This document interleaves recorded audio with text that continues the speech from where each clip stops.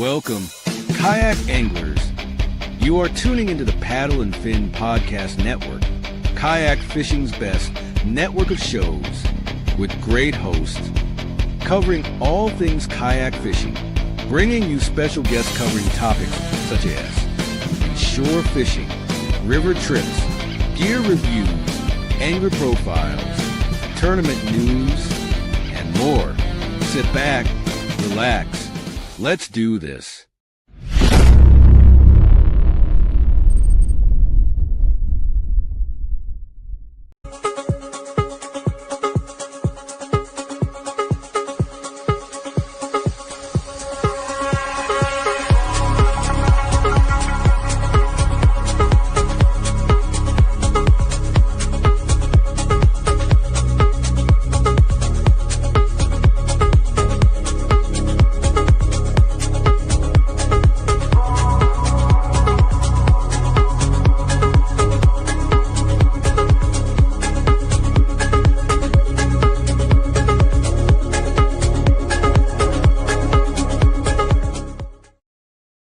What is going on, everybody? I'm your host, Adam Pross, and I welcome you to another episode of the River Run podcast. This one is a new segment that I got coming out. It is known as and is called Calm Water. Calm Water is a positive mindset where we kind of sit down, talk about life and the challenges and kind of how we pulled through. And we use the outdoors, the passion for, fishing, hunting, whatever it is that kind of you use to get through it. Welcome to this episode. Appreciate everybody that's liking, subscribing, following along, on the Instagram page, YouTube. Thank you. But yeah, as we get into this is kind of going to be coming out just about every other month as we roll through the different segments that we'll have on the podcast. But yeah, Calm Water. The title, I'll give you a little sneak peek about the title. The title, Calm Water. The idea is that I truly believe that each and every one of us, as human beings, no matter what we've gone through, what we've, the challenges we've faced, wherever that lies for you, the demons that you think, you've had to wrestle with and whatnot to get through. Calm water is what everybody deserves. Calm water is, that part in your life where, it finally, like, I think of it as a kayak angler or just, idea of, anybody who's out on the water. Calm water is probably the most peaceful time to be out there. And so this whole calm water kind of came to me as an idea to kind of put through and just kind of share my own story too of my sobriety and kind of what I faced and how I use the outdoors to help me get through what I needed to get through. And that's a story within itself. But it was a rough time, and I won't lie, and a lot of there's a lot of good support out there, but sometimes you kind of do need nature to kind of set you free. And for me, kayak fishing was something that was it was my serenity. It was the idea that, I could kind of go out there and I could just kind of channel what I needed to and just find that inner peace. And calm water, when I was definitely going through some stuff in my life, and somebody reached out, and, I'm not going to drop any names or whatnot, but this individual just kind of picked me up when I was down in the dumps, and he just said, brother, you deserve calm water. And I just that was probably one of the most powerful comments that somebody had ever said to me. And I was touched. I won't lie. And so that's kind of for me, I thought of it and I just kind of kept going back and forth. And then I was like, well, these stories are, these are, if you care to share, these are great stories. Like these stories are resilience, and this is like our way of like getting through what we got through, you know what I mean?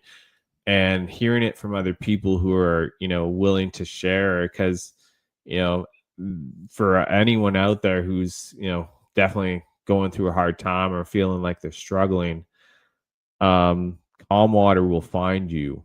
There's a lot that you need to, you're gonna maybe need to feel like you need to go through. You got to grow through what you go through. And for me, I found that calm water. And so, mm, one of the biggest parts was, maybe I can do something with this. Maybe I can put something into the podcast that, it's great to talk about river fishing. It's great to talk about smallies, but there's a lot of people probably, that you might follow, or you might actually be, and you look at some of these people who have actually reached out and spoken about, their own struggle and how, they've gotten through it. And, I hope by doing this, maybe we can just change somebody's life one day. Maybe we can just kind of give somebody else a glimpse that, you know what, when you think that you are all done, you don't got nothing, you know what, I hope you have a lot, because, there are people out there that care about everybody, and, everybody deserves calm water. So, yeah, that's just kind of like, for me, is like the backdrop to this episode. My guest tonight, this guy this guy is great. Ryan Parker has, since I reached out to him the first time about doing Down the Scuff Roll, which was loads of fun, and I'm looking forward to doing another episode. I brought him on the podcast, and we were talking about river fishing, and his success on the Kayak Adventure series. And he's also mentioned to me about the his own inner workings of trying to get past coming out of the military and just kind of adapting back to the civilian lifestyle, and just kind of those inner workings, those demons that you got to work through. And I was like, man, this is exactly the type of stories that I think we should share. So, without further ado, let me present Mr. Ryan Parker. What's up? How's it going, man? Going good. Thank you. Always. Thank you so much for coming on the podcast again. Dude, I gotta say, like, this will be your third time stopping by, but like, I really appreciate you coming on for this episode, because like, I think your story, what you were talking about, on the previous one, your glimpse is just that quick glimpse, and I was just like, man, we gotta dive into this story. And I think just like you probably see it all the time, people who are in the mix of going through that change, where you're going from previous tours, and the military lifestyles as a active member, and then coming home and becoming this, whether it's a father figure, husband, being back to being a brother. That is a pretty big change. Yeah, all of the above. That was like when I started. I left the day after I graduated high school, so I was 17. So I didn't. My life experience as an adult started, like very quickly in a lot different way than most people. So let's just hold this up here. Like, you graduated high school. Yep. and you're like you were, was that something that like you had always wanted to do, like you joined Not the military, or that was just like, you it know what, I'm was not sure? no, it was kind of like I moved to a small town as a kid, and I was like bouncing back and forth between like living there with my mom and then going back to the city and staying with dad for a little while. And what I and it was kind of my way out, I guess we'll say. Like I was like, I don't Yeah. want to stay in this town of 1,100 people. This isn't this is I'm speaking like this is like my 17-year-old brain was like, man, like this is not the place for me. um and so I think I was like skateboarding down like at some point like down the street, and I saw a Marine recruiter, and I was like, I'm gonna go talk to that guy because like I think I can, like, that's a way out. That's um I knew that like there's incentives for college and other stuff like that through that. So I was like, well, let me go talk to this guy, see what it's all about. And a couple days later, my mom gets home and she's like, Ryan, what'd you do? Because he was like, the recruiter sitting down, like eating like a plate of spaghetti that my grandma had made him. Oh wow. And I come into the room, I was like, well, nothing yet, because I need your signature. Like, I'm 17, I'm not allowed to do this on my like yet. So and my grandpa was in the military. Both of my grandfathers were in the Yeah. military, stuff like that. Like, I don't come from like a big military family, but Hmm. it was around. So, and it wasn't like, I think my mom knows how hard-headed I am too. So like, I was like, well, we can either do it now or we'll just wait until I turn 18 and I'll just do it then. Like, she's Yeah, like, well, like shit. Yeah. you had your mind made up. Okay. Yeah. So, the paperwork gets signed, graduate high school, go to a couple graduation parties, and I am literally like getting driven up to Detroit on a plane down to South Carolina, for basic training and stuff. And ended up, you already know your job, like going into all this stuff. And so I was already slotted to go to School of Infantry. I feel like the timeline is important here. I should throw out, this is 2004. That's when all this has happened, like 2003, 2004. So That's of course we all know cool. what's kind of Yeah. going on then. So yeah, Marine Corps Infantry, 2004. I get through boot camp, School of Infantry. I'm in my unit by the end of that year. And what was it? It was February of 2005. I was in Iraq for the first time. Okay, hold up here. Hold on. So you graduated high school. Yep. You go up to Detroit, down to South Carolina. Yep. And the world is becoming a pretty crazy place out in the Middle East there. And within a year of training, you are already stepping down. Yep. In a full-on war zone. Yeah. Okay. I'm like, I turned 18 in boot camp, so I'm like barely 18 at this point. Like, yeah. And you're okay. So we're going from, growing up in, and you're growing up in America. So, you got all these things, and you're 18 and you're going across the world to a place where, everything's just falling apart. Like, you got war going on. People are, you see the casualties, and you're living this. Like, how much of a shell shock was that for you? Like, or were you just kind of already building yourself up for it, or was it something... I think, like there's definitely like mental preparation that happens. I mean, on your own, right? Like you have a perception of what this is going to be.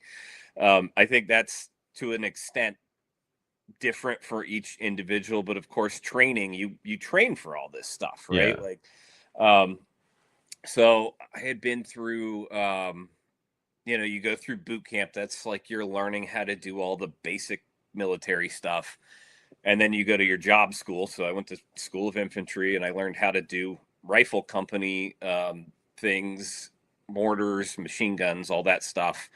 While I get, sent to my unit, and there's additional schools and training. You're just always training. That's all, like everything is geared towards that, right? Yeah. And, You want to be prepared. Yeah. So at that point, at some point I went through a combat lifesavers course, which is I'm going to call that like EMT light. Wow. It's you're not, you're mostly just getting trained on how to like mass trauma stuff. Like, okay, stop the bleeding, start the breathing. Like, you're dealing, like you're getting taught how to patch up gunshot wounds and in the mix of everything else going on. And, things that you will likely encounter. I mean, at that time it was like you may the percentage was high. Shot, yeah. Yeah, like encountering this. You're going to face, and these aren't just probably like, not that we should really dive deep into that part, but that's not really the that's got to be gruesome. Like that's not, and these are also people obviously within your teams too, and that's got to be they're like carry, well, there's like, there's the training side of it, but then there's like the mental preparation that you do for this, because these are not like your unit becomes like, this is your family. Like by this time, like even in that short amount of time, it's tight knit. Like these are legitimately like, these are your brothers. And so you work mentally through this stuff. Like in most of it, I don't know, you kind of compartmentalize little bits of it, like, I'm not gonna think about like, oh, what if that happens to Penny, or so and so or whatever, and like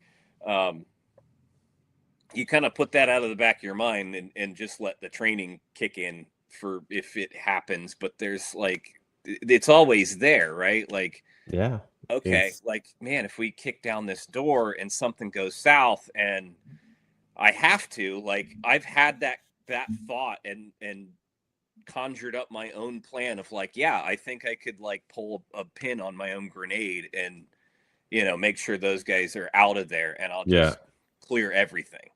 Like that's a serious conversation I've had with myself at 18 years old that like people don't have, right? And let's be serious, like, and out of all of your, like, let's say your friends, classmates, whatnot, how many of those were people that joined the military at that time? I think one other kid that I graduated. I went to like I said, I grew up in a town of like 1,100 people, so my graduating class was like 44 kids. Oh, okay. Yeah, it was not huge. Yeah, not a big one, but like one other one went to the Air Force, I think, and that was it.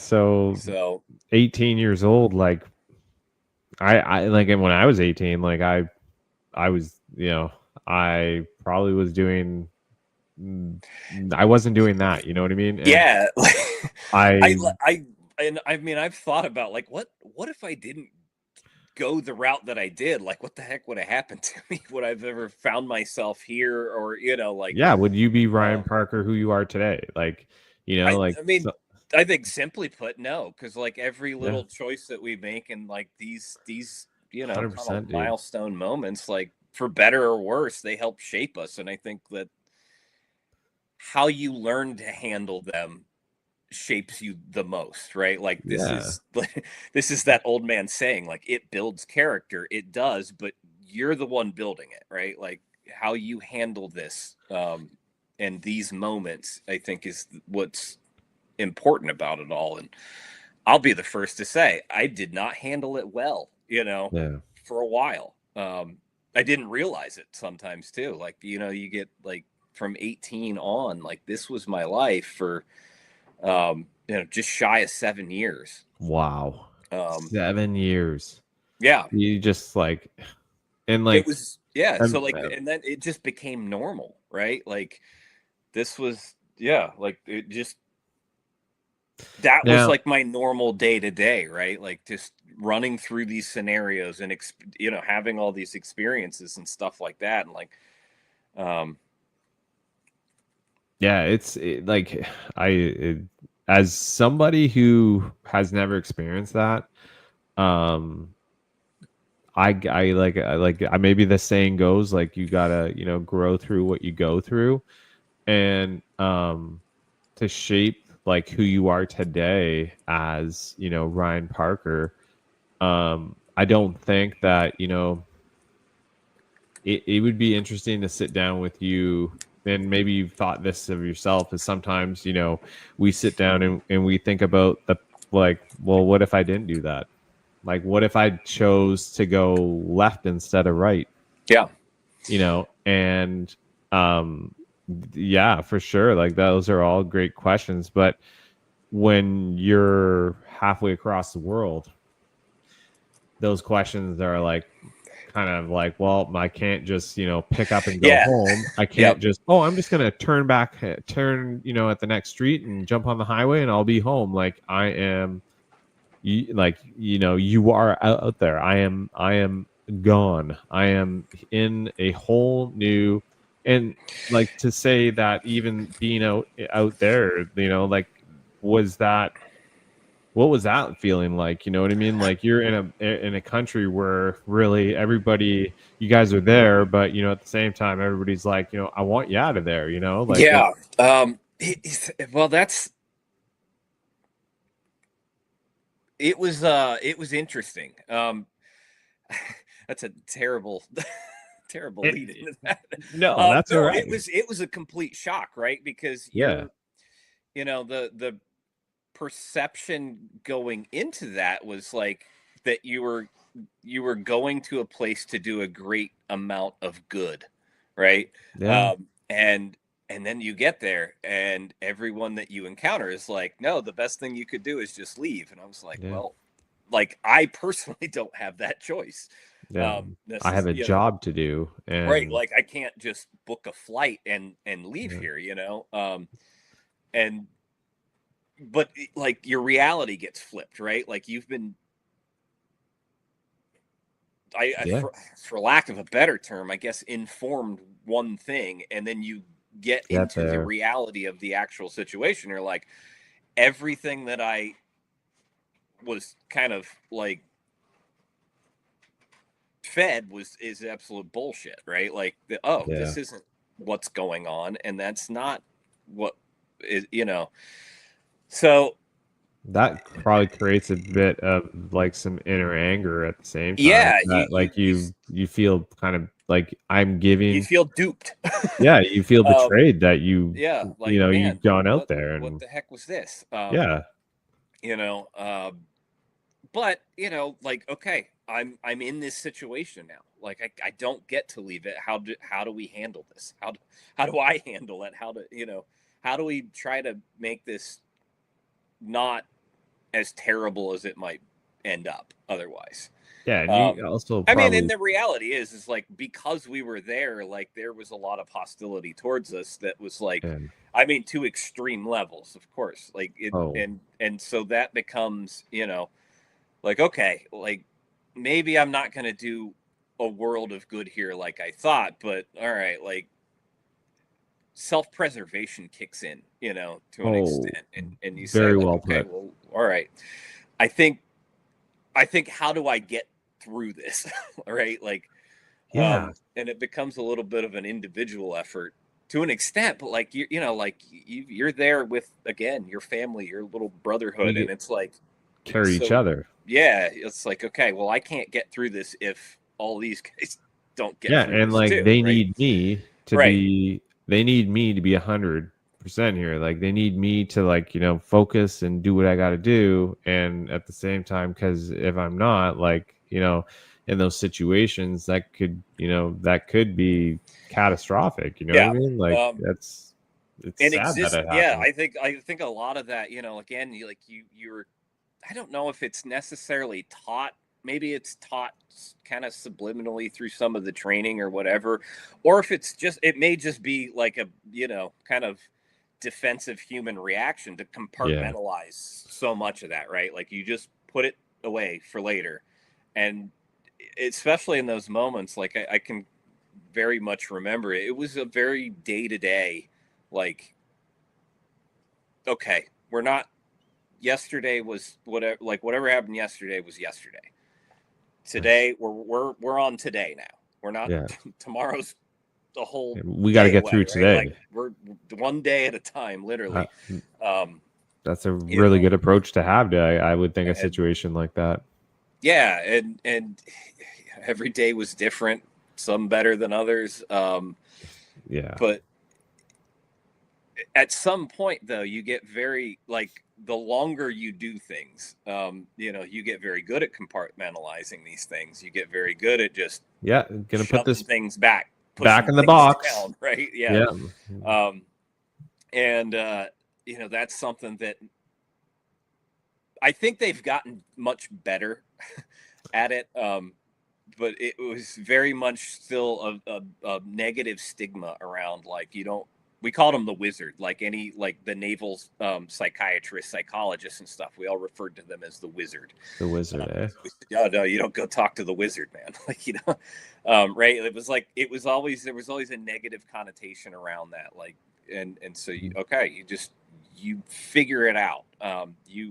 However you got to do it. I don't know how much beer you need to drink or whatever Yeah. you have to do, but you stuff it down. You keep your mouth shut and you get the job done. Like, that was a lot of the mentality. And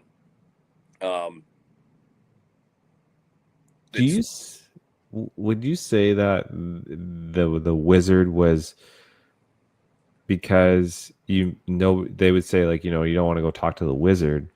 Would you say that the reason you don't want to talk to the wizard is because maybe you felt like the wizard wouldn't really understand because the wizard wasn't I think that there that time when yes, these I things mean, were going I on? think there's a lot of that. Like, when you're that tightly connected with those guys that are around you, with I think those particular shared experiences, Yeah. it is like, that is your experience. And Exactly. and so much of that too, with we'll call it, like, social norms, just basic human normal stuff, right? Like, Yeah. we're not supposed to steal, we're not supposed to kill each other, like, we're taught all this, like, as kids, like, these are laws, these are things that people don't do, they're not okay to do, right? And now you have this little group of people that you're like, man, like, we've done some stuff, right? Yeah. Like, we've experienced some things that aren't, like, all this for 18 to 20 some odd years. All of us were told, like, man, that's, like, you don't do that, right? And so I think there's like, in the back of your mind, you're like, man, like, I don't want to share that, because it's like, what if I say something that incriminates me in a way? Like, because I think we all, at least probably here, especially in the way that the US is laid out, it's like, like, you think about it, like, in ways like that, of like, man, like, I don't want to throw myself under the bus because I needed to talk to somebody or whatever. Yeah. Because in a high stressful situation that maybe at some point something or someone or whatnot, and it just didn't pan out the way that, the whole thing was supposed to go from the get-go. And then next thing, sit down with somebody and you're thinking they don't understand it. And now they're flipping it and they're like, well, why would you do that? Like, that doesn't, and then there's, like, that's not protocol, Yeah. The other side of that too is, there's some of the events that you just, like, that you, or certainly that I've experienced, like,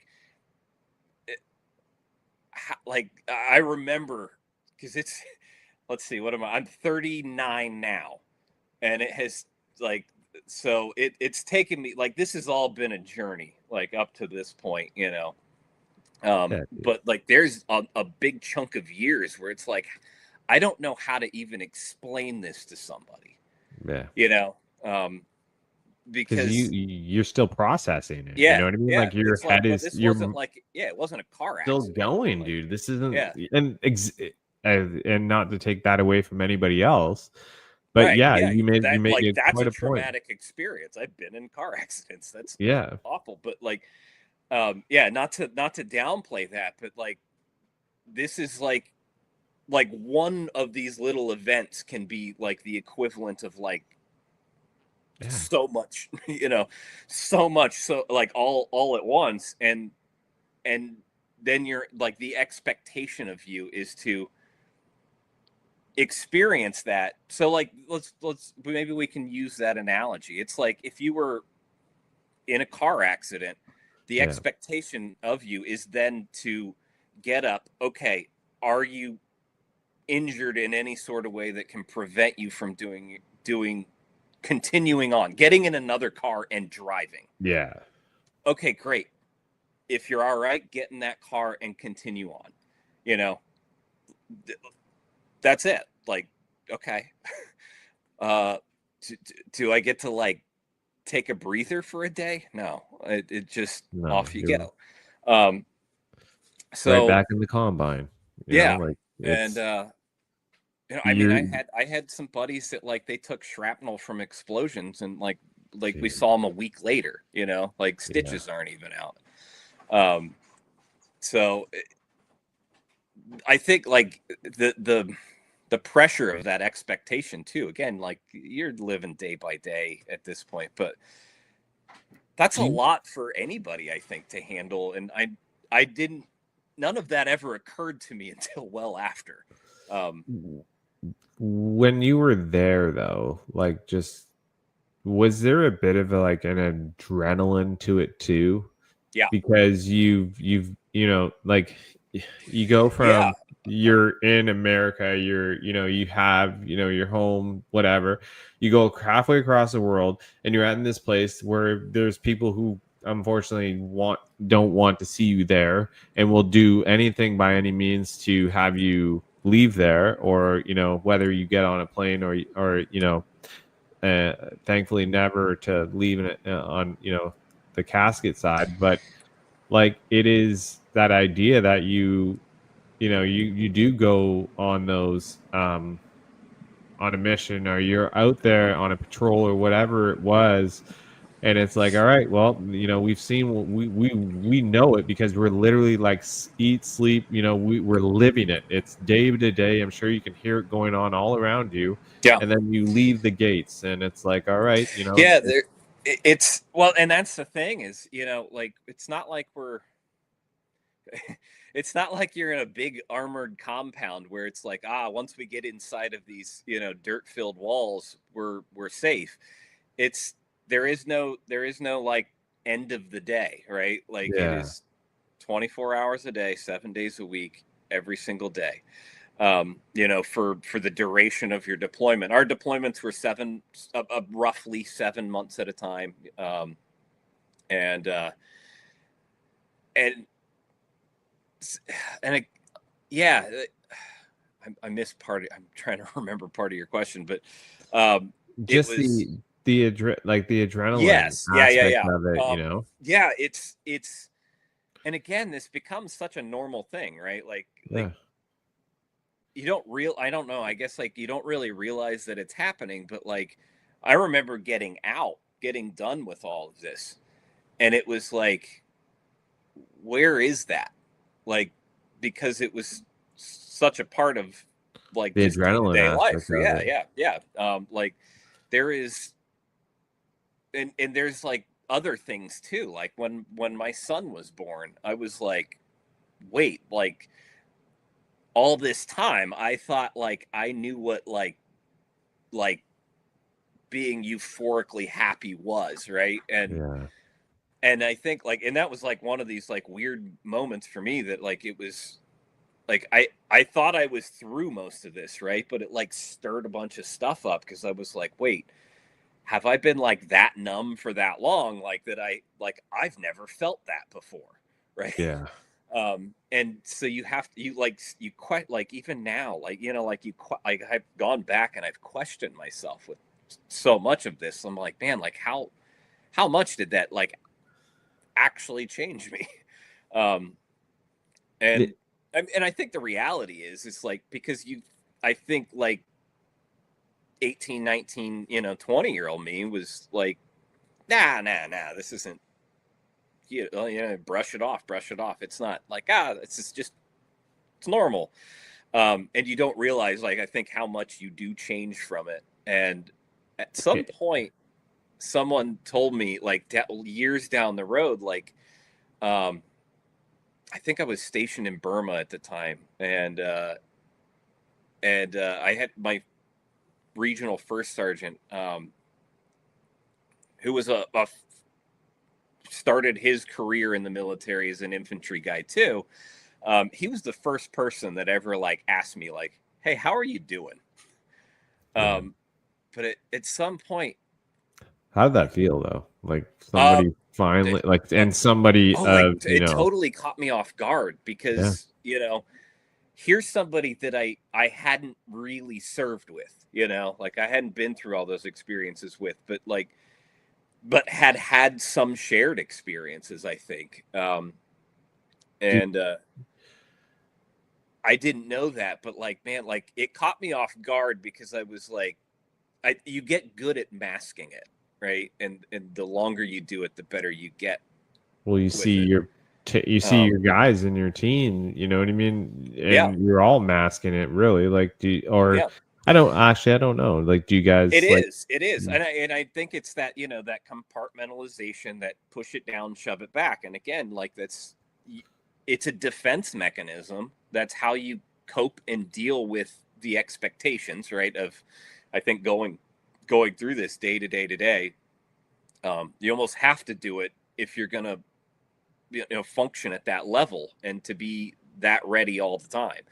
Um, yeah. but when like that, when that first sergeant asked me that, like it caught me off guard. Like, wait, like hang on, how can you see through this, right? Yeah. Like, um, What is he like got some right, weird sense yeah, that like he tells something wrong huh? right now? And I think maybe it was just his own journey and maybe and shared experience that I think maybe he could just tell to an extent. But I think Yeah. he also took the time, in that same conversation, he took the time and he said, "Man, like I don't want to say you got the shaft, but like, buddy, you went Iraq, Haiti, like here, like." You kind of got the shaft, dude. And I think he just realized, like, man, here you've been 5 years without a break, without a single break. um, and I think part of that was like him, like saying, like, you Take a doing break. okay? Do you need Yeah. a break? Take a break. Yeah, and And that's probably why, because you didn't want to take a break. You were just like, I think it was just I need to get back, like such a regular normal thing at that point that like this is just, it's been every single, that was my life for years at that point. And he said something that was very profound to me, and I'm trying to remember exactly how he said it because it was he was the first person that ever said, like, basically he's in a far more poetic way. He said he was the first person I think that ever said, like, hey, it's okay to not be okay. Um, yeah. he said something along the lines of, like, it's, but I can't quite remember it, but yeah, he No, basically that's said, very hey man, like, profound. hey, it's okay to not be okay. I think when you're in a unit, like you're in this world, right? Like everybody else that exists around that orbit, like they know what happens to certain units and things Yeah. like that. And I mean, I've been out for quite some time now, and I've run into other guys that are, former Marines and stuff like that. And they're like, oh, where'd you serve? And I was like, 3-2. And and I've literally had people go, oh, like, oh, like other Marines that are like, oh, they understand. And they're like, like, yeah. I until I had that experience, like a decade later, like it was like, did not everybody go through this? Yeah. Why was I so special? Yeah. Like what do you mean? Oh, yeah. Because again, like when you shift everything to that small of a moment, on that day-to-day scale, it's like, I think it skews the timeline up, like mentally a little bit, like, when you're, go ahead. Sorry.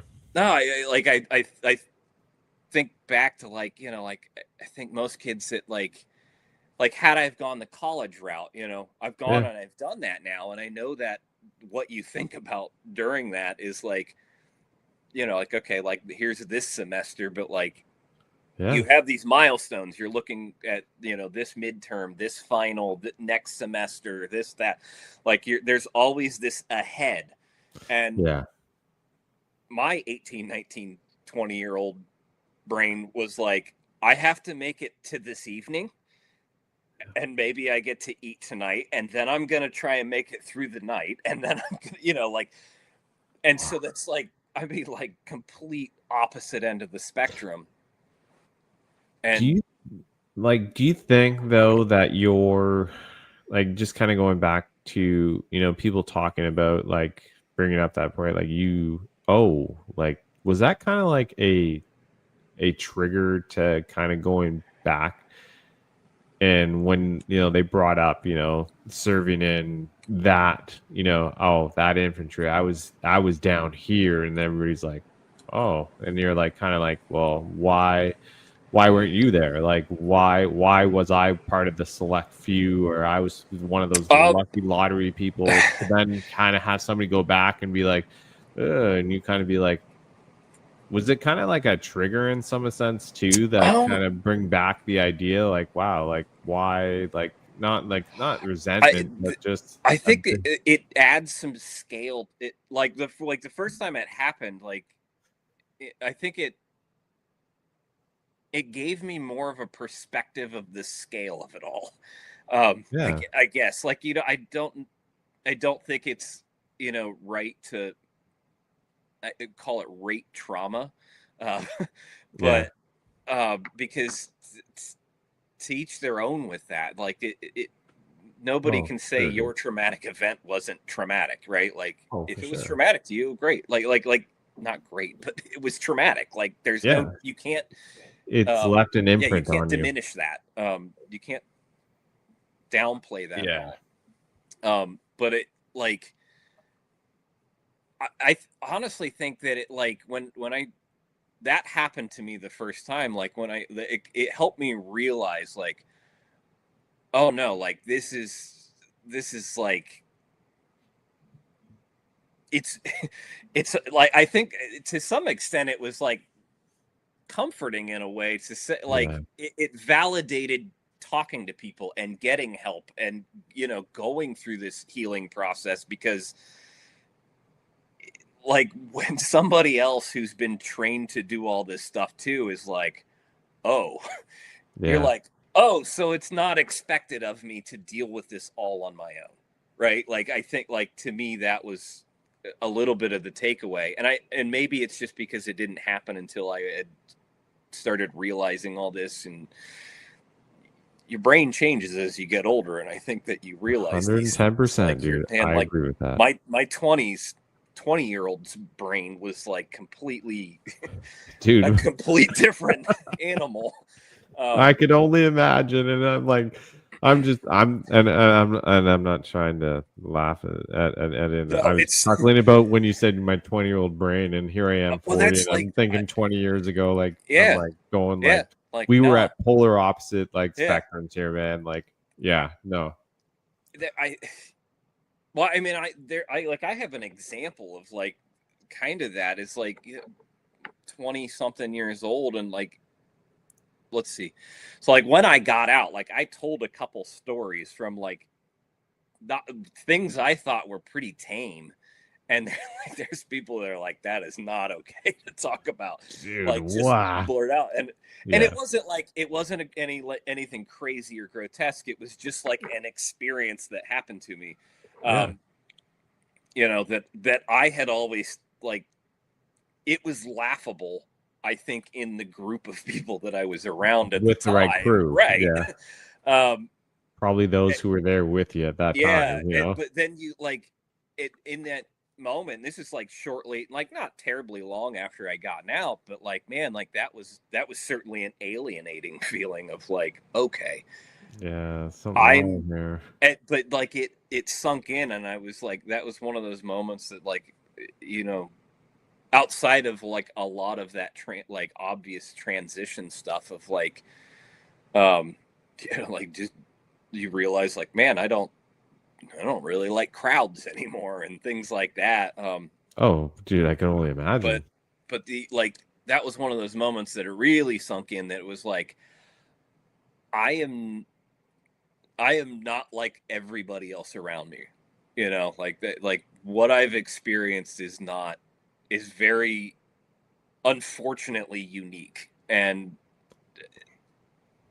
Very then well said. like when you get to that point, I think that's when, or at least for me, when I kind of got to that point, that was when it dawned on me. I was like, well, like how the hell do I interact with everybody else then? Because I've only ever interacted with people that have kind of lived in that military culture, that understanding of that. And go ahead.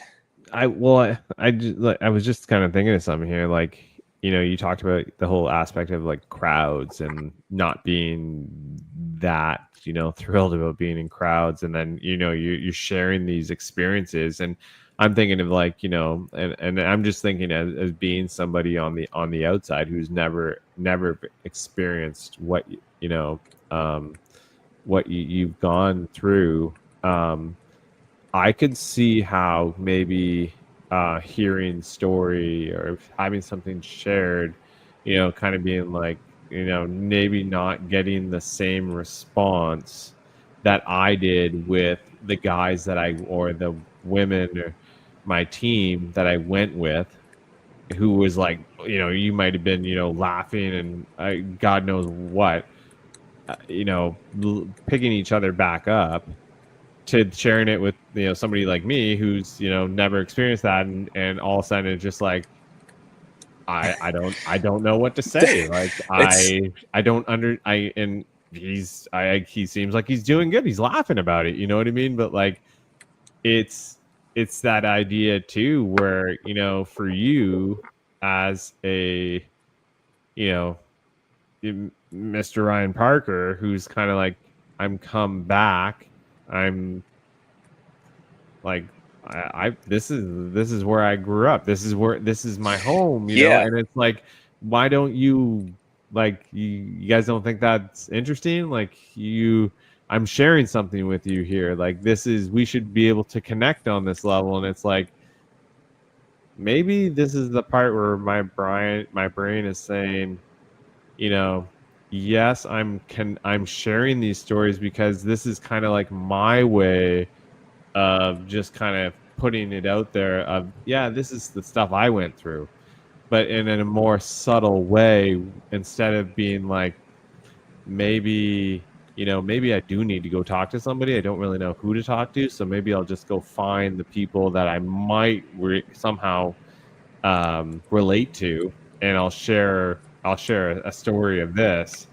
And you bring up the part about crowds, and, you know, that probably relates to being back in the Middle East and then coming back here, where, you know, that trauma aspect of it, you know, is triggering, you know, in your brain and saying like, yeah, the crowd part, like, this is, I remember the adrenaline rush, but I'm just a civilian right now.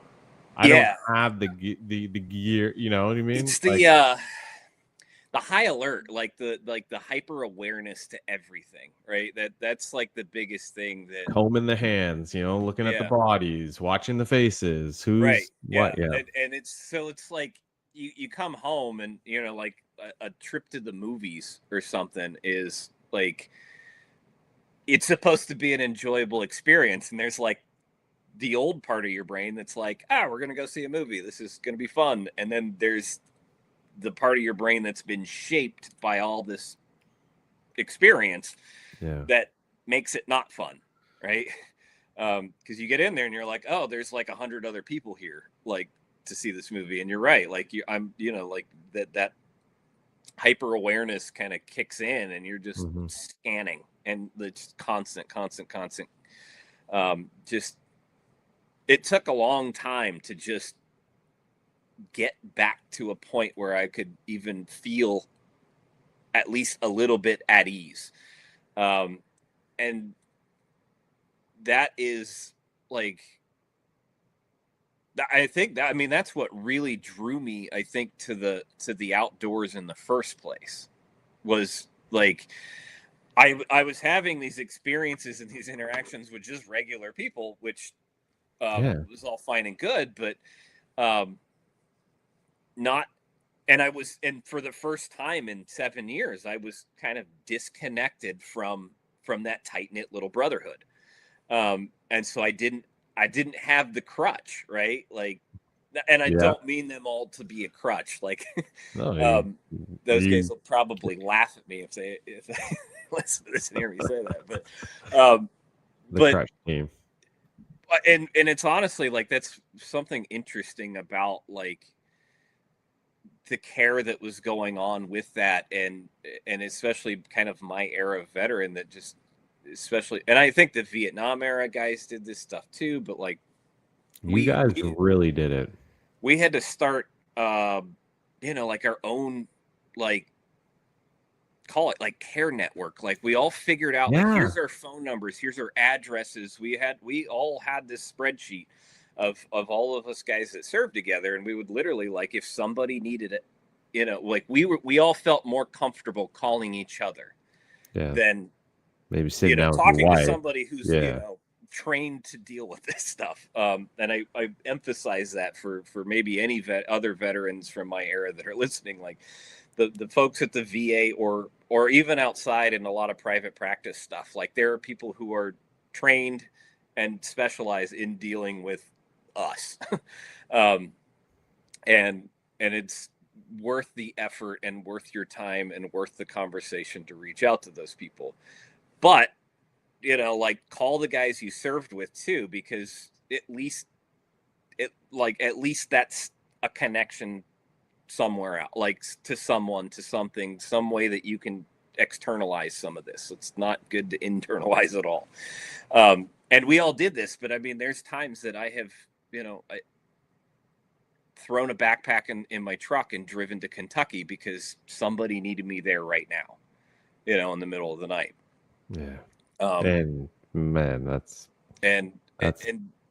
more than once. And I've lost, buddies of mine that I served with to suicide.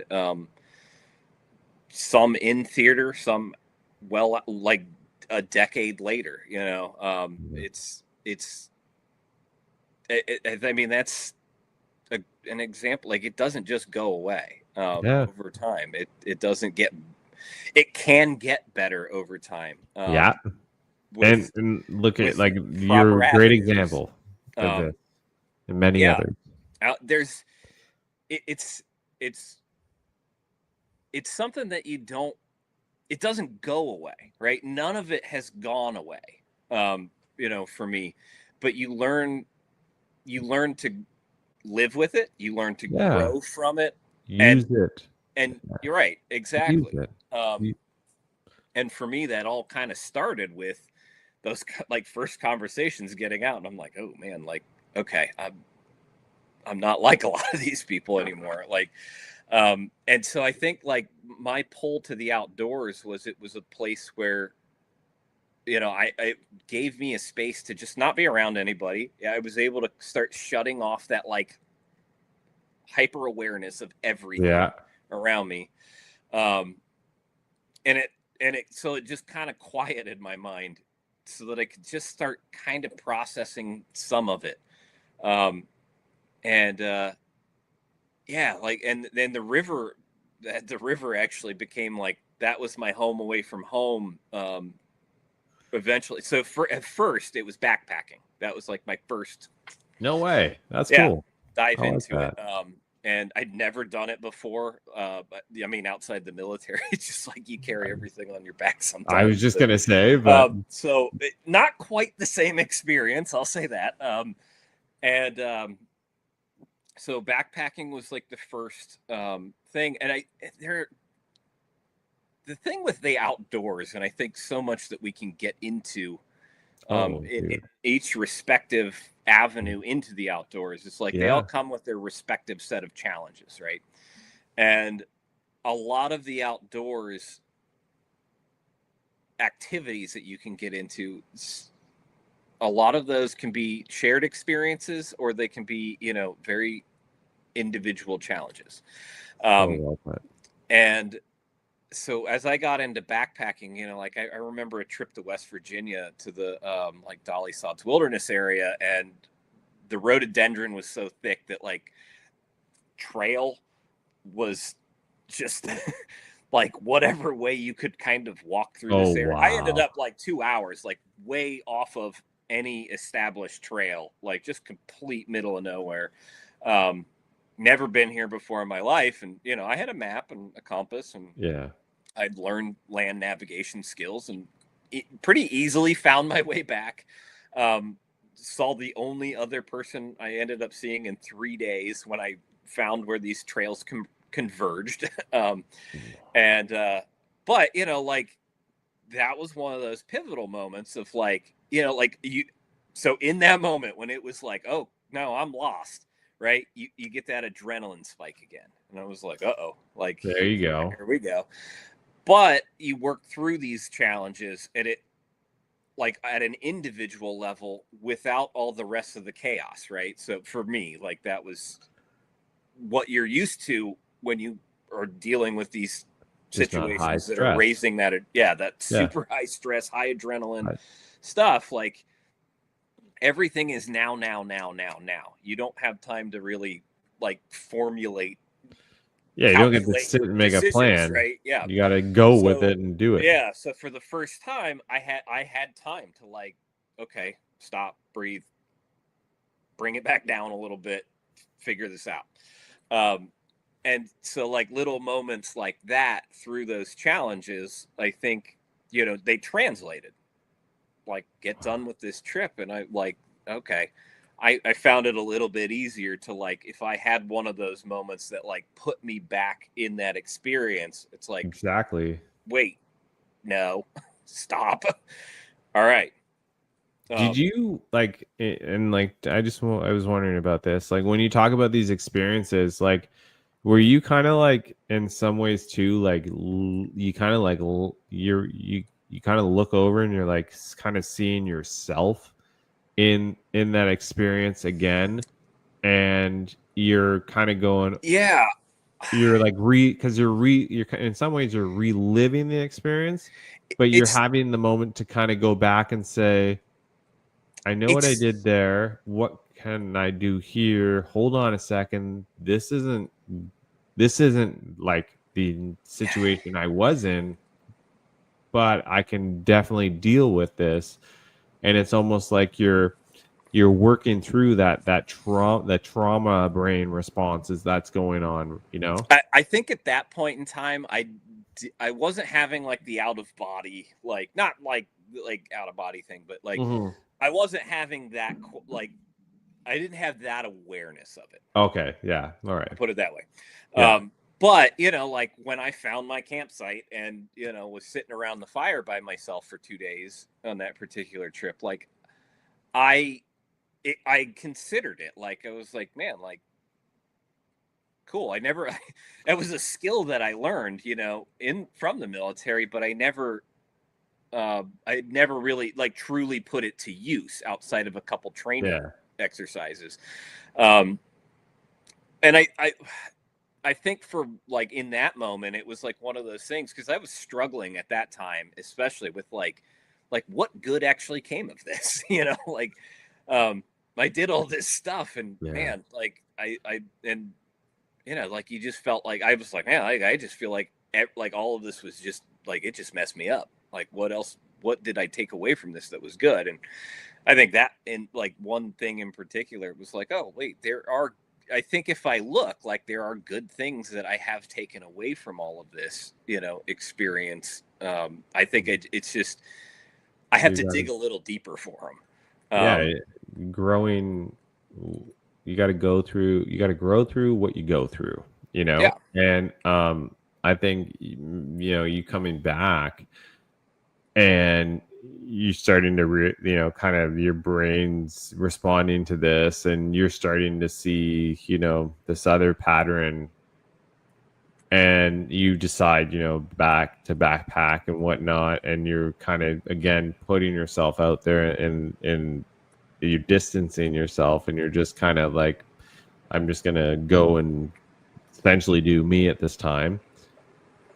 And to come in there and then, have those moments of great reflection, it's a powerful moment, you know what I mean? And being out there by yourself at the same time, it's not like anybody can take that from you, because it's just you, like, it is, you are there, it's not any There's other. that's that self-reliance, it's it's funny, like, I mean, listening to you open up the show, it was I was like behind the scenes, like I chuckled and I was like, yeah, because like everybody's like survival story, because for so many of us, I think that experience trauma to certain levels, like it can be a survival story. But I was like, yeah, just because I didn't, I wasn't mauled by a bear and survived, and like, this fight for survival, it wasn't this like romanticized thing, right? It doesn't make it any less, right? Exactly, dude. And 100%, man. but I the outdoors and like the backpacking and all that, for me, like I've always been good at being by myself, if that makes sense. Like I'm okay with being with just me. Dude, me too. And I'm very much that person. I think that to do like, and that's the thing, is like, I think this was the right avenue for me, because I know some people do really well with like, in groups with the shared experience type stuff, and that's I can't do it. That's not me. But when I put that self-reliance on myself, it's I like puzzles, I like challenges, I like pushing myself. It's things that I've always done. Endurance. And so in this time that like I spent outdoors, I was reconnecting with myself, and I think I was really asking myself the question, like, okay, here's what the idea of, like, this was the idea of who I was before all this. Who am I now? And I was asking myself some pretty heavy questions, I guess. And for the first time, like, starting to like, okay, who am I now, and where do I go with this?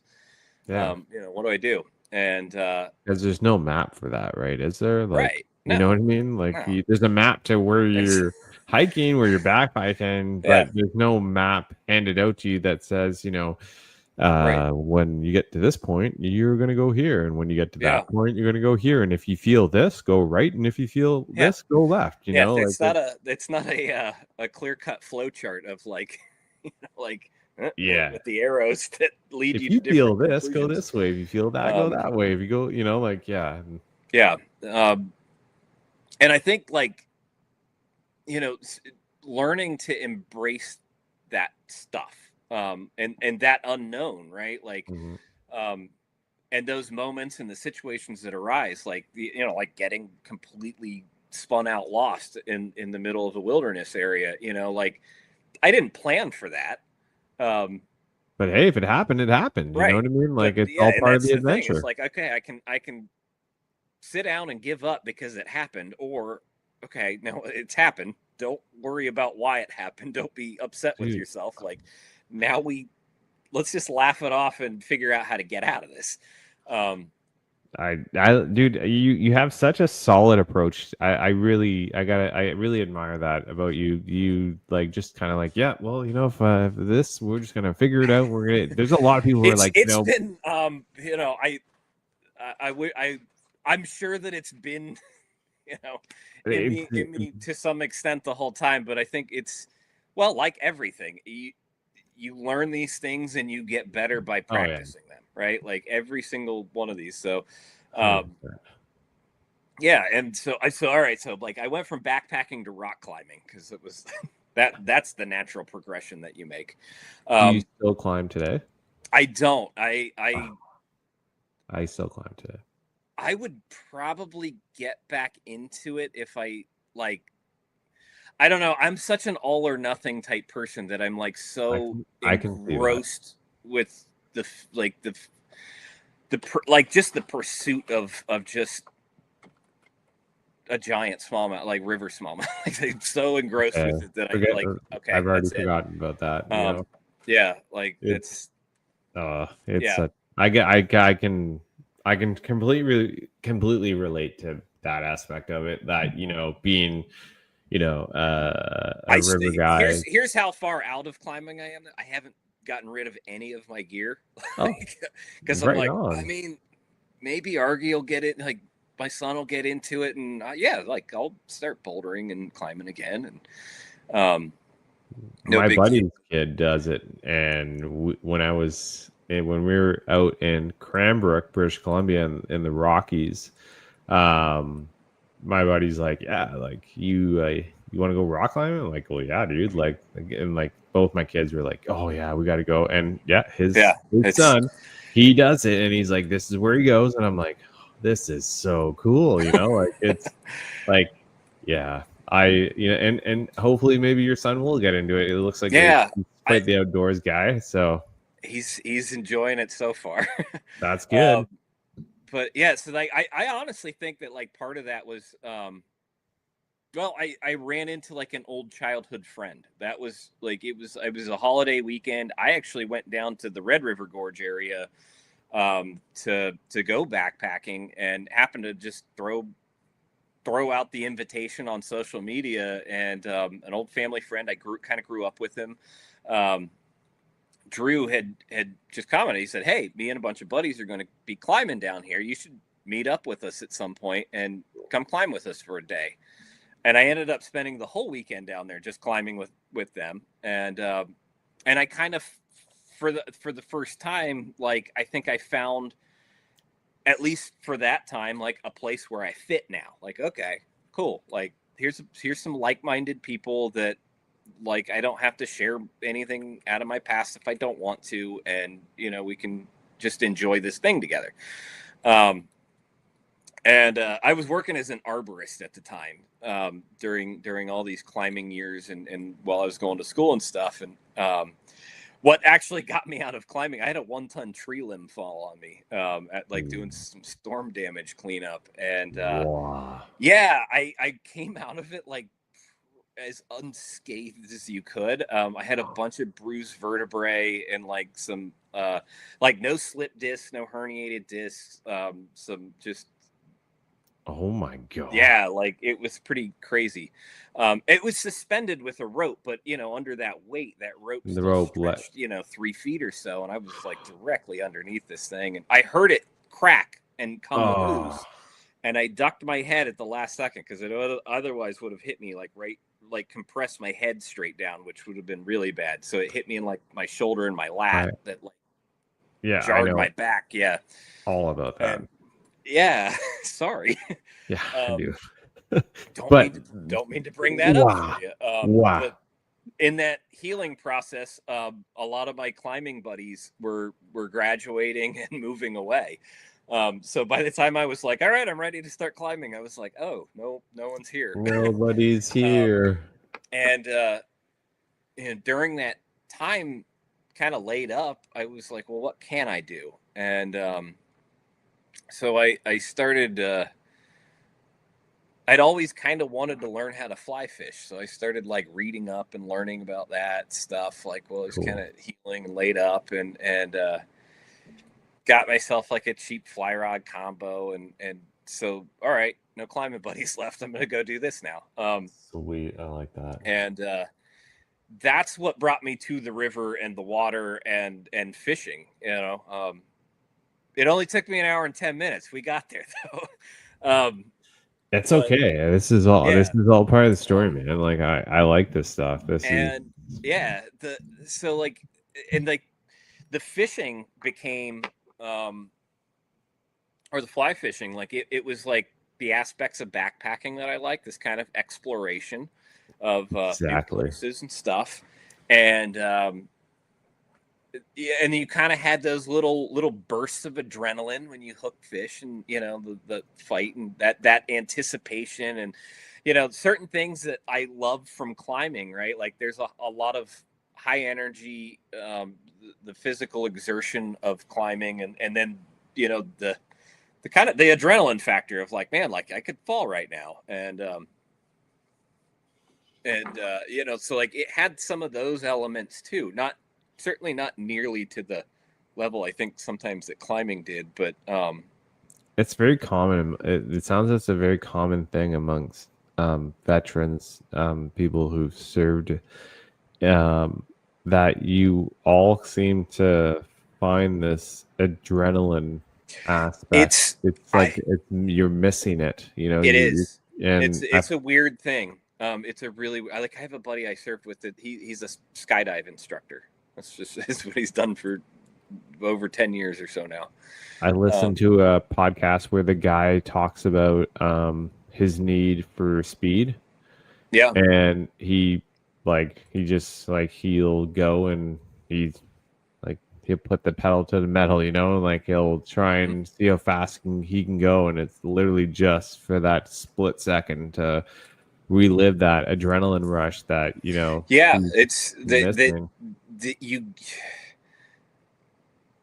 it was a struggle for a very long time to like let that go. There were in that, like, I mean, the speed thing is like, it's you bring that up. I mean, for a long time, I would drive dangerously. Like, part of that is like, I was in a mobile assault platoon, so like we were in Humvees, and part of that is driving fast, because if you drive fast, people can't time it right to blow you up, basically. Yeah. So there's a little bit of an aspect of that there, but there was also the adrenaline factor, and like, and you do like, I don't know, like I definitely did it, and I think from at least my understanding, a lot of veterans and people who've been through this experience do this too. But it's like you do hit that point of like, it's not an invincible feeling, because that went away. Like if there's anything you like, I think people like me have taken from that experience, is that life is very fragile and finite. And I think that heightens those experiences. But you're almost, I think, as you're struggling with some of that stuff, it's like you become very self-serving with it, right? You're not taking in like others into account. And I'm still trying to wrap my head around why. Yeah. I think maybe to some extent it's that, I don't know if it's like trying to make up for lost time or what it quite is, but because you spent all that time like not caring about yourself, right? And then you like, and maybe that's it. Like I've been caring for everyone else and everyone around me, to unhealthy levels, right? And you just never take a second for yourself. And I don't know. It's I still think about that. I'm like a grandpa driving now. Like if I'm 5 over the limit, I'm like, oh, Whoa. uh-oh. Like, oh, I'm driving a little too quick here. Yeah. Ooh, I'm in a But hurry there was a today. time where it was like I would be 15 over all the time, and like that was just my regular speed, And then there were times that you fall back into some weird funk that like I don't, like just I don't care, and Yeah, I'm just giving. just dangerous for you and everyone else, and um, Adrenaline. yeah, like that's what That's what it that's is. what you're chasing, and you can't. It took a long time to like kind of learn to let that go. Like, hey, like that's just let it go. It's you don't need it. And I think maybe it may be to some extent, the same things that like trigger with addicts. Yeah. Like adrenaline is a drug, and Oh your yeah. body can produce, and when like the spikes that you get from those experiences of like firefights and those high I stress was just things, gonna like say that fight or they're flight. like it's.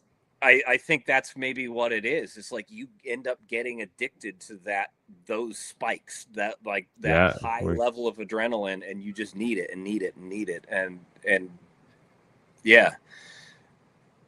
See, But I'm learning stuff right now. this is cool. I like this. Yeah.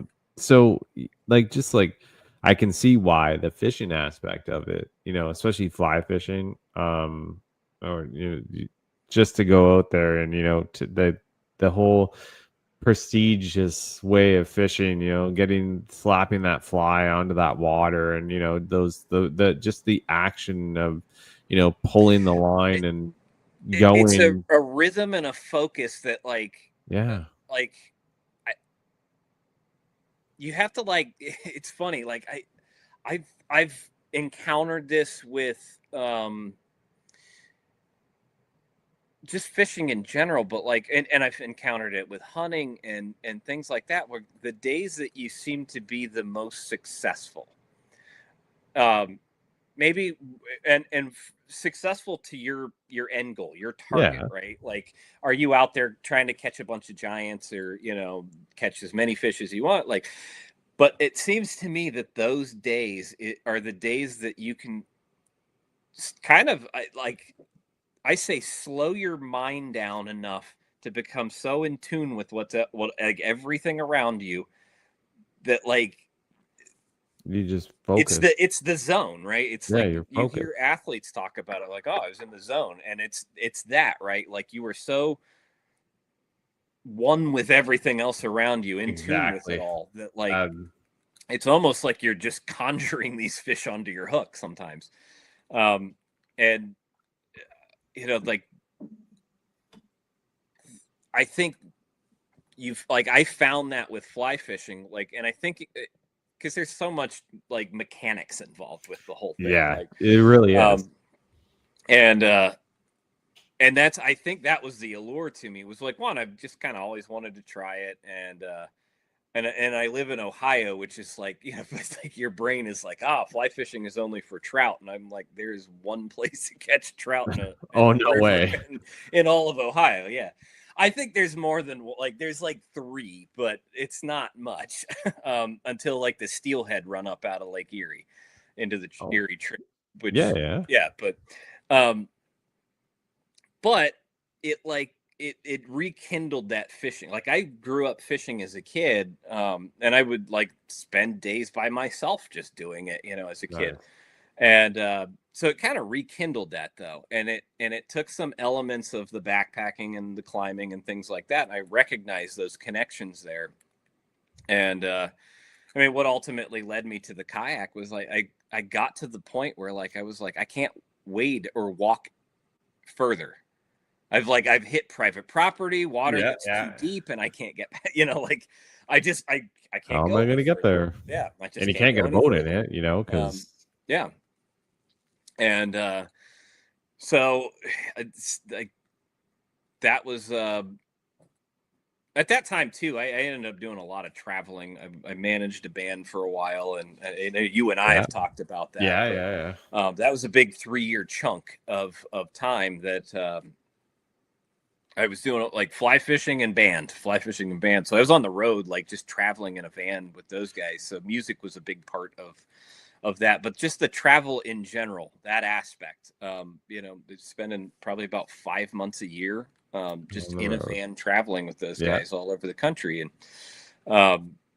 that, that satisfied, I will always, I think, have this restlessness of, that like I can't stay in one place too long. And that the band thing was like at that time, like my late 20s and early 30s, like it was um like that was perfect because I didn't ever want to be in one place. So it was like, okay, cool. Yeah. Like you're great. You're in just a different place every single day. Literally, like you Um, spend so much time driving, and then you get there, you offload, and you're at the yeah. venue, and then next thing you know, you do the show, and then you're packing it up, and before you know it, you're like, oh, Yep. it's Yep. morning, and you're Like pulling cool. into Yeah, I'm the next rolling to a city. sleeping bag on the floor Yeah, I'm gonna be up in a few hours and we're driving. yeah, But that traveling, to all these different places, you're experiencing all, different people all the time.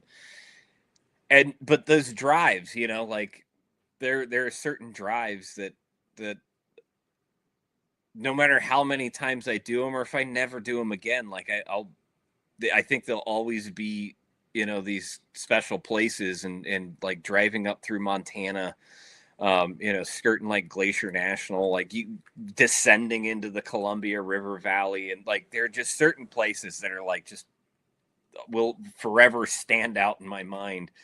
Um, but like seeing all that too. And this is, I'm like, all right, like I said, I'm like kind of all into one thing. And like, okay, yeah. like at this point, fishing, fly fishing, and like fishing in general is my thing, but like fly fishing especially. And I'm like looking at all this stuff, like the trout waters in Montana and Colorado and California and stuff like that. I'm A like, man, lot of trout, I need to come trout back out out there. here and this and that. And the drummer of the band, my buddy Murph, he always kind of grew up fishing too. And at some point, like he and I like go to like a Dick's Sporting Good, and we just got like just cheap little travel spinning rods because we could fit them underneath the back seat of the van. Nestled up against the merch, safe and sound back there. And so then he and I Nice. would just find like we would just, we had everybody has smartphones at this point, so we just pull up the maps and we're like, oh, there's a pond over here. We should go see if we can get into that. We should go see if we Cool. can get into this and that. And um, The adventure. so we started doing that while we were on the road, and yeah, get done kind of, and then I kind of like call it put in my 2 weeks with the band, and it's like, all right, I'm doing, I'm opening a new chapter, I'm doing some new stuff. And but that was about the time I kind of like put down the fly rod, because Murph and I started fishing a lot more, and I was like, fly rod's like the places he and I go to. I was enjoying his company, and I was like, I can't really fly fish in these places. So I got, but around us we have smallmouth, like all over. Not like world-class smallmouth fisheries, don't get me wrong, but they're here within, I've got 4 or 5 places that are like 15-20 minutes from home. That's cool. Creeks, rivers that I can go to that, yeah, that I can catch quality and numbers, and not like you're not catching trophies out of there, but quality. You can catch It's a still fun to catch. what's that? They're still fun to catch. Yeah. Like, big one And or so small that one. like that's what really like started the love of the smallmouth for me. And then I got a kayak, and because I couldn't wait any further. I was like, I hit the end of that rope, and I actually started borrowing one of Murph's kayaks a lot. And so I was Oh, like, all no right, way. like here we go. This is I like this. But then I got my own, and I was like, wait, there's all these lakes I can get out onto now. And so I started exploring that, and I'm like, all right. And then I meet some guys. They're like, "Hey, you should fish the Buckeye Kayak Fishing Trail, which is the only tournament trail in the state of Ohio at the time. There's many now, like little regional things, and they're a lot of fun. But so I started doing that. So I got heavy into largemouth just because that's what that trail kind of encompassed for the most part. Started fishing a lot of lakes but and that's what ultimately got me into the tournament fishing in general. But this is, I say all that, there's like so much going on, with this Well, yeah, journey to calm water, right? Yeah. At some point, I was drinking way too much, and I ended up with they call them OVIs in Ohio, operating a vehicle while intoxicated. Oh. I mean, there's no downplaying it. It is what it is. There's a standard, and it's set. Like, it was barely over, but I mean, that was a big eye-opening moment of like, hey, you're okay, not in a good place, buddy. Yeah. Red flag. Yeah, so that's like in the middle of all this stuff. This is right around the ban time frame. This is actually right before the ban time frame. Ooh. Yeah, like it wasn't even. I'll tell you what, like everybody who saw like the first Spinal Tap and thinks it's all crazy, I can tell you that the life, like, you get done with a show and you sweat your ass off emptying out a venue and packing up a van load and trailer load of stuff. I know all about it, dude. You race to a hotel, you might have a beer, and then you fall asleep to get up in like 4 hours and like load everything back on, like do it all or over you drive through the night, or you drive through the night and take turns it is not a glamorous lifestyle. Not what a lot of people think of. I don't even know, like the idea that you party and you do this every night. It was like, no, like I think that's what actually, like, I would like get done with these and I'd kind of like, all right, I've been responsible for like so much of the logistics on the road. I'd get done with like a month on the road and I'd get home and I was like, I'm not doing anything for a week except for like I'm gonna like just unwind, right? Can I ask you one thing? Yeah. When you, like, from the point that you began to notice that like you just, there's like things just weren't, there's something going on, something in your head, or just the drinking and all this.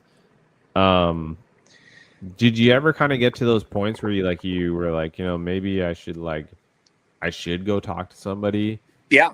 And like, did it take you a couple times to go through that mindset? Yes. Because like I definitely went through that mindset when like with my drinking. Like I was like, maybe I do need to like go and talk to somebody about this because like I can't get a handle on this. Like, actually I went through that a lot, like right when I first got out, and I tried. I actually sat down and like talked to a few people, and it was just like I don't think I was ready to, and I don't think that I understood, I think necessarily I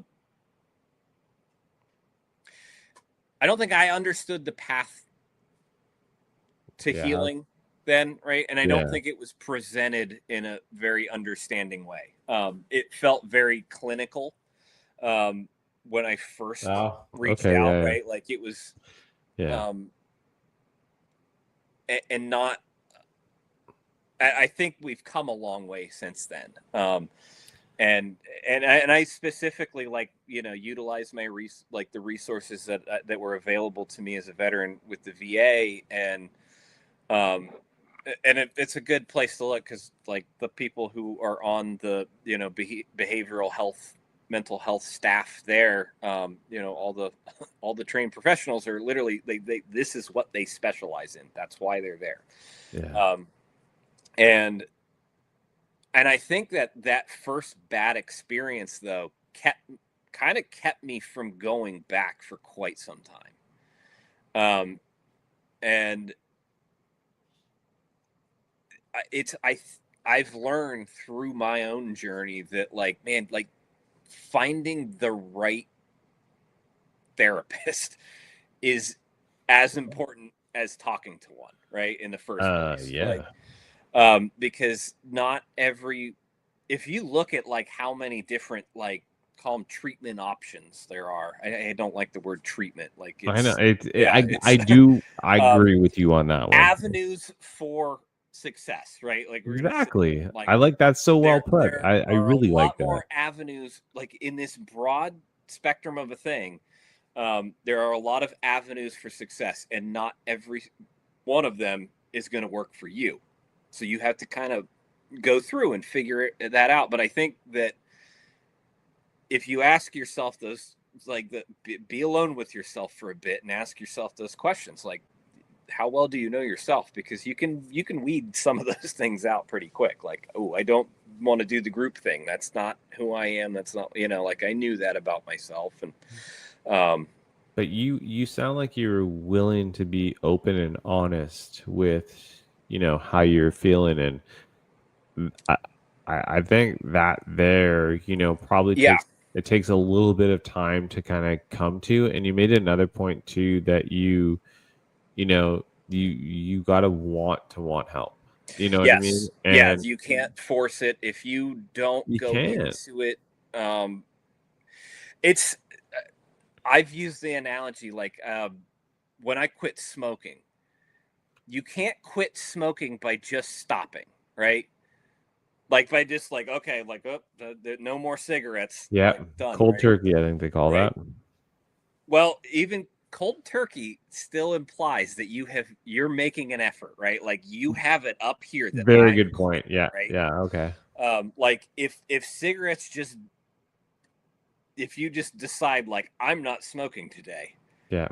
and we'll just see where it goes from here.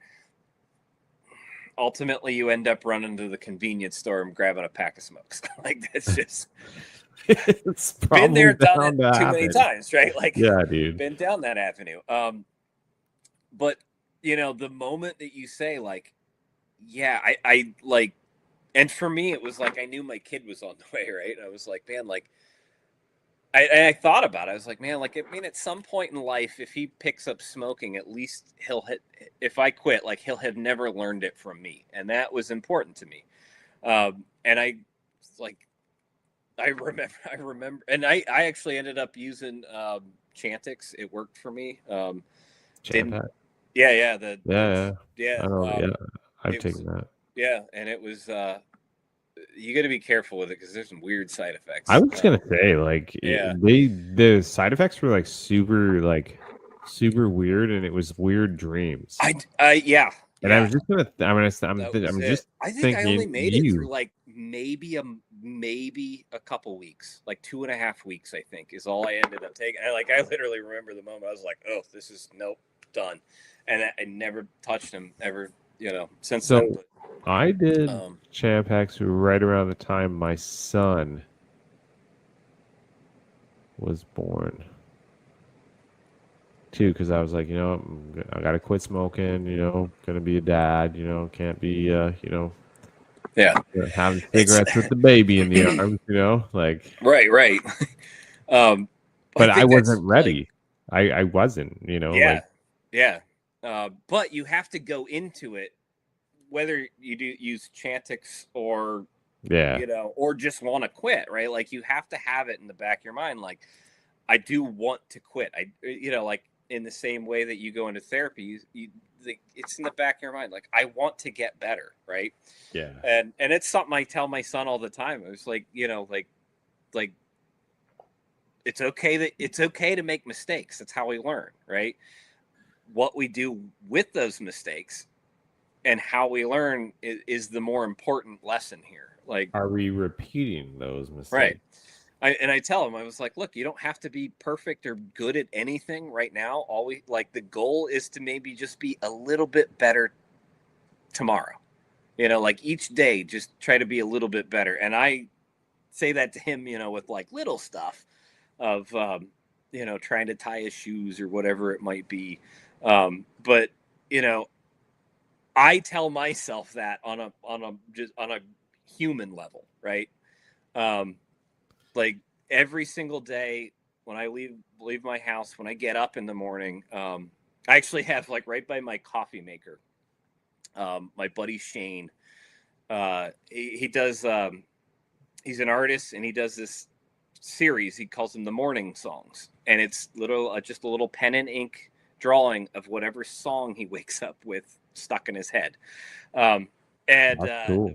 one day he did a Tom Waits song, and it just has a flower like dropping a petal, but the lyric from the song is "Don't plant your bad days."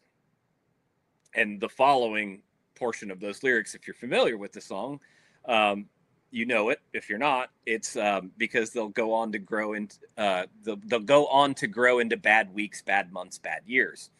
I really like that. So that like sits there, but like, you know, when I say like tell my son, like I'm trying to like put this in his brain now, because I wish somebody would have when I was like that little, or you know, like growing up, and was like when I tell myself like just try to be a little bit better than yesterday. You know, it's be a little bit kinder, be a little bit, you know, nice, you know, like just whatever it is, like whatever I'm doing with my day, my time, you know, try to be a little bit better of a father, be a little bit better of a husband, be a little bit better person at the grocery store, in traffic, wherever you go. And I think that's important. In I this same very much so journey, is. like for your own healing too, because that's kind Yeah. of where all this started, was with you know, when I really dove into like therapy, and I was like, I got paired with like 3 bad therapists in a row that just didn't, they weren't bad, I don't want to say bad, they just weren't right for me Yeah, the connection wasn't at that there. time. Yeah.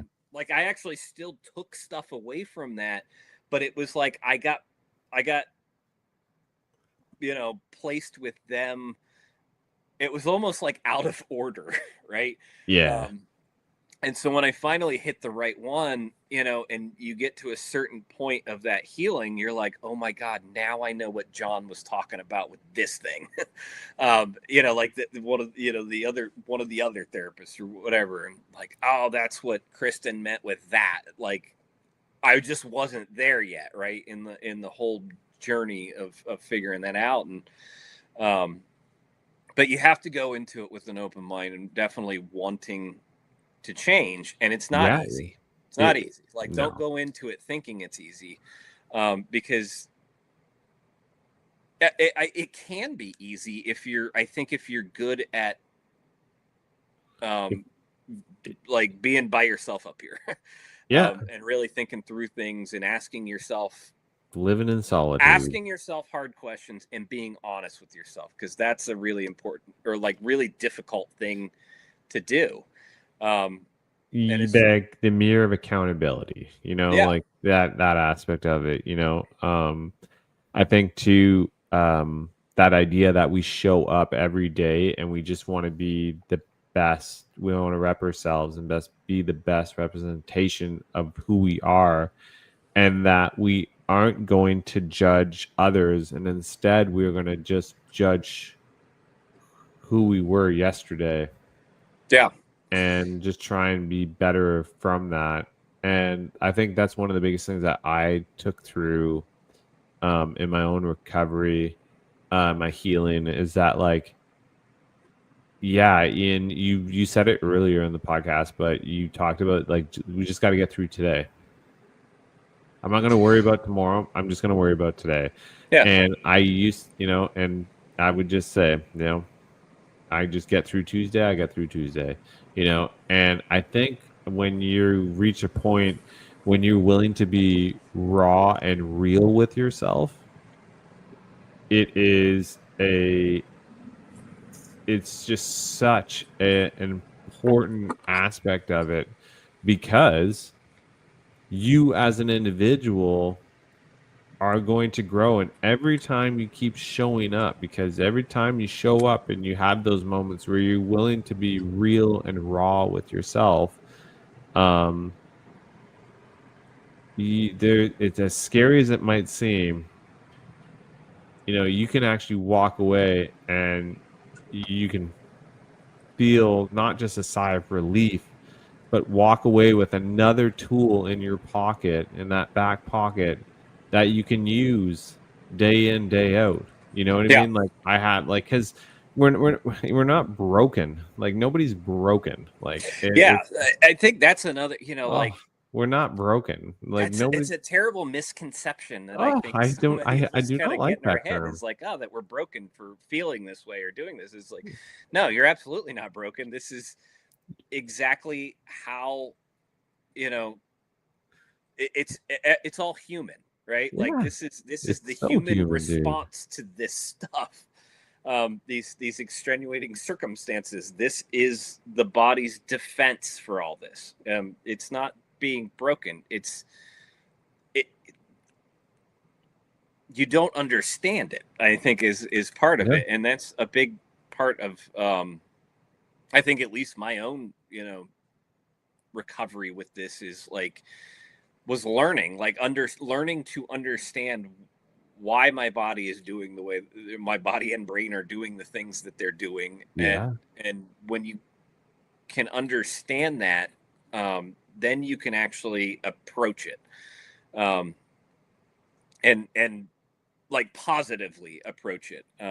So and understanding yourself to some again to so many ends is like, are you someone that thrives on physical activity and routine and doing, like, so like, okay, like, yes, that I certainly do. I know myself, like, Yeah. so yeah, like, okay, 5 a.m. wake up, I'm straight down into my basement to the gym. I'm, anywhere from even if it's like, and I mean, I actually, no, it's not straight downstairs into the gym. I wake up, 20 minutes of yoga. I'm not ashamed to say that, especially as I near 40 and Mm, keep getting older. I'm very happy that I keep my joints healthy. dude, Um, I stretch every day, yeah, so yeah. I It's yoga's a fancy term for stretching. yeah, it is. It's yeah, stretch. There's also like you can like triggering certain nerves, especially in your neck and shoulders, by stretching all that stuff out, relieves a lot of tension. There's some like interesting practice to it, I'm that all for ties it every all day. right into this stuff. But that is 20 minutes of that, and then straight down, and I'm 20 to usually 20 to 45 minutes of You're taking care of you. some degree of working out, because like, Hey, well, I was literally just having this conversation with my kid earlier, because he was upset earlier that he was on the playground and he was playing Johnny's game and he didn't have enough time to do what he wanted to do by the end of it. And oh, well, buddy, I was like, who's going to prioritize you and your time better than you? Like, you have to prioritize yourself. Like, yeah, if there's something that you want to do, like, make sure that you set time aside for yourself to do this stuff. it's funny you bring up the son aspect of it, because my son is 12, and I tell him all the time. I say, if you want to do something, I want to know the plan, and I want a real plan. Okay, and if you don't have a plan, I'm stealing don't that. don't come and ask me, because I'm gonna ask you if you have a plan. So the one time he's like, "Yep." He calls me at like 2 o'clock. I'm like, "Hey, dude, what's up?" He's like, "Hey, Dad, I'm probably gonna go over to so and so's house, and we're gonna hang out there." I'm like, "Well, what's the plan?" "Well, we're gonna hang out there, and then we're gonna do this, do that." I'm like, "Okay." And then, like, what time would I pick you up at? Well, I'd probably pick you up around whatever time. okay, no, that works. All right. And nothing else? Nope. And I'm like, dude, it wasn't like, hey, Dad, can I go over here? It was just like, hey, Dad, Yeah. this is the plan. This is what we're going to do. This is the time you should pick me up at. And I just want to let you know, does this plan work? And I was like, oh my gosh, what do we got going on here, man? You're doing it. I like it. If you have kids and you want to know your own tendencies, look at your kids. So well put. It's I catch myself so often like thinking to myself like, man, I needed that. I'll give my 5-year-old advice and he'll walk away probably contemplating whatever the heck Dad just said. Like, what? I don't know what the Yeah. But as he leaves the room and I think to myself like often like I needed that advice today. But like I catch so many of my own tendencies watching him, work through problems and do stuff that I'm like, huh, like it's interesting. And so I kids will do that to you. Yeah. Like and the older they get, they, obviously parenting is challenging. As I have built this toolbox of skills to learn that I've learned to, deal with all this stuff. I try to teach all that to him where it applies. Cause I see certain tendencies in him that I'm like, oh yeah, that comes straight from Dad. Yeah. Let me just put a tool in your box for you at 5 years old so that one day you don't have to try and figure out where to get that at 35, Yeah.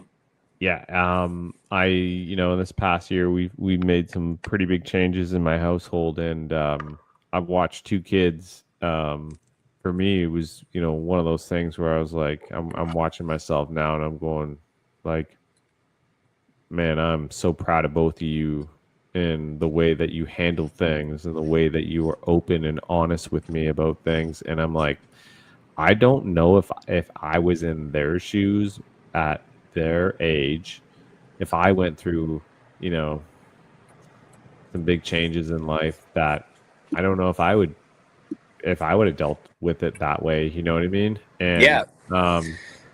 I just think it's really cool to see that, maybe, just at the same time that, the things that, we've gone through, the things that we've dealt with, the experiences that have happened in our lives, and the way that we have come out have really shaped the way that we also show up every day for our children. Yeah. And yeah. If, I think as bleak as some things may have looked, at your worst, going through this journey and coming out on this end of it, and working through it in positive ways, it's like you said, it's not easy, it's tough, but the resilience that you come out with, and I think a greater understanding of the bigger picture, I think of life, not just existing, but of actual living, with fullness. I think you come out being of it present every yes day. I think that you come out of it in a much better place and better off than anybody who doesn't take the time to maybe reflect on that type of stuff. Reflection is something I do every Sunday. If you want to talk about yoga, I got another one for you. I meditate. Yeah. And I love meditation. I've been doing it for over 6 years, and I'm so comfortable with meditation. I can go to a gym, the Planet Fitness in my town, and I'm not kidding. I go to the stretching area, and when I'm done, I put my headphones on. Well, they're already on, but I switch over off the playlist. I go to another one, and I can literally leave the planet for 10 minutes and just meditate. And that meditation to me is just so key because it just resets me for the week ahead. Yeah. And that is just so important to do it. And it's something that I really, when I first started, I was like, oh, okay, maybe I'll try it. Somebody had suggested it, and I continued it, and I've been continuing it. And no matter where I'm at, what I'm doing, it gets done. But I just feel like it helps strengthen, like the gym strengthens your muscles. It gives you everything you need. But when you can strengthen your mind, Yeah. it plays even harder on your muscles and the physical aspect There's of it.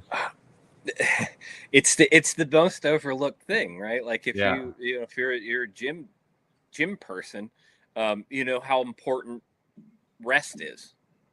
Oh Like my gosh. rest is as important as the like properly Yeah, um you know for sure.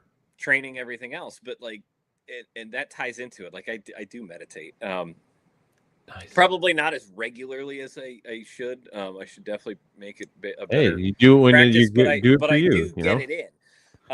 And oftentimes my reflection is done on the water. It is kind of I it's funny, social media is such a funny place where it's like if you follow me on Instagram, you'd swear I fish every single day. I thought your Um, house is on the water or something I like that. You live in a van down by one the river, you one know? one day a week. One day a week is usually what I get in. If I'm lucky too.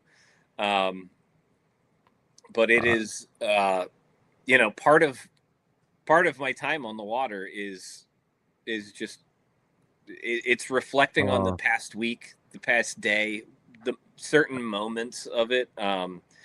Yeah, and but that reflection, the meditation, taking that time to do that, your your nights become actually restful. You're not tossing and turning. You're not worried about this thing that happened the other day or earlier today or tomorrow or like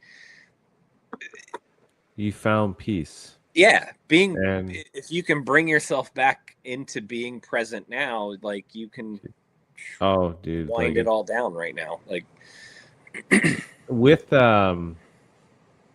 you know, I think just like this whole idea of calm water, everybody deserves calm water. Like, life doesn't need to be rapids all the time and heavy current. that's And I if you can find that calm water, you just had this opportunity to look at life in a new way. um you know and you'd be surprised. I think it'd be one of those things that I think I was finding it for all these years that and it wasn't until somebody said, you deserve calm water, and I was like, that is such a great analogy. Like I'm I'll be honest, when that person said it to me, like I was just about, I was just about, I felt the heaviness of, just those words hitting me. Um and yeah, the idea that calm water, and it's just, it's funny that it's said to a guy that like loves the river, and the river isn't always the calmest of places, but yet we're drawn to it, and there's yet it gives us a sense of calm and that peacefulness and a chance to revisit and reflect on who we are. yeah, there's I Emerson. I remember reading this in some of Emerson's essays or one of Emerson's essays, and it's just he talks about the rejuvenating qualities of nature, and it that has always stuck with me, and I've always felt that like um and it's funny you talk about like just disappearing for 10 minutes in the middle of a Planet Fitness. It's like I live in, Columbus. If I go fishing, I can go fishing, on one of the rivers 15 minutes from home, which means I'm going to probably end up under some interstate bridges and, just constant city buzz and noise all Yeah. around, but like in those moments, like not that interstate highway may as well not exist to me. Exactly. Because, just because of the headspace that I'm in when I'm in that space. And it's funny, like years ago, when I was really, really in the brunt of this journey, my wife, she would just tell me, she's like, "You're grumpy, go fishing." Like, "You're grumpy, go fishing." And this is like before kids and everything else. Like, for those of you who don't know, my wife and I have known each other since we were 19 years old. Wow. So we didn't date until our late 20s. We didn't start dating until our late 20s. Wow. But yeah, we've known each other for 20 years, which is like, I say that out loud and it like blows my mind every time I say that. And you think, back then you would be sitting and being like, yeah, we've literally known each other for 20 years. Like, you were back then, you thought, did you think, No, not at all. And honestly, like we both agree that, like, man, had we like dated or had any sort of like romantic involvement at 19 or thereafter, shortly thereafter, it was like, oh my God, it would have been a mess. Yeah, dude. Yeah. That's wow. But yeah, so she used to tell me, like, "Hey, you're like, you should go fishing. You're grumpy." She knows. But like, I think like she recognized like that's your happy place. That's like where you come back better. Like, better than when you left, like you're in a better mood, you're in a better headspace, like even if it's just for a couple hours. And before it used to take all day, but now, like, an hour after work or on a lunch break or something like that, like, it's, yeah.